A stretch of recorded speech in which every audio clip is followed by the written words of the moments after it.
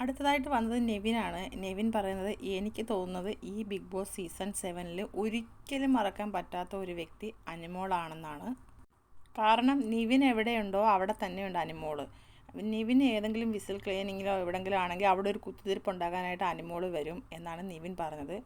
അനിമോൾ ഇപ്പം തന്നെ മലയാളി ജനഹൃദയങ്ങളിൽ ഇടം പിടിച്ചിരിക്കും എന്നാണ് എനിക്ക് തോന്നുന്നത്. എനിക്കിപ്പോഴും തോന്നുന്നത് അനിമോളെ എനിക്കിഷ്ടം വരാനുള്ള കാരണം ടാസ്ക് ചെയ്യുമ്പോഴും എപ്പോഴും ഇങ്ങനെ കരഞ്ഞ് നിലവിളിച്ചുകൊണ്ടിരിക്കുന്ന ഒരു ഷോട്ട് വരും. അപ്പോൾ എനിക്ക് കരയുന്നത് അത് ഇഷ്ടമായതുകൊണ്ടും അത് ലൈക്ക് ചെയ്യാനുള്ള മടി കൊണ്ടും ഞാനത് സ്ട്രോൾ ചെയ്ത് വിടാറാണ് പതിവ് എന്ന് നിവിൻ പറയുന്നു. അത് കേട്ടത് അനിമോൾ ചിരിക്കുന്നുണ്ട്. അപ്പം പറയുന്ന അനിമോളെ ഉറപ്പായിട്ടും മലയാളികൾ ഓർക്കും. കാരണം ഞാനിവിടുന്ന് പുറത്തേക്ക് ഇറങ്ങിപ്പോകാനുള്ളതിൽ മെയിൻ ഒരു കാരണമായത് അനിമോളാണ്. അതിനുള്ള കണ്ണിക ആയത് അനിമോളാണെന്നാണ് നിവിൻ പറയുന്നത്.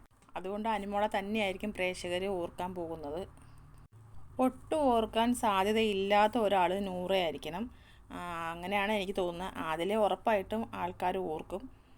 നൂറ ചില സ്ഥലങ്ങളിൽ മാത്രമാണ് ഇങ്ങനെ പൊങ്ങി പൊങ്ങി വരുന്നത്. ആദില നൂറ എന്നുള്ള പേര് ഉറപ്പായിട്ടും ഓർക്കും.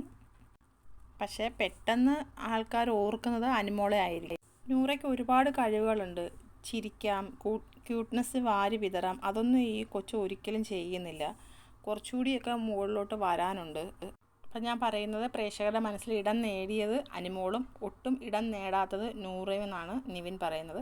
അപ്പോൾ ഞാൻ അടുത്തൊരു വീഡിയോ ആയിട്ട് വരാം. എല്ലാവരും എൻ്റെ ചാനലൊന്ന് സബ്സ്ക്രൈബ് ചെയ്യണേ.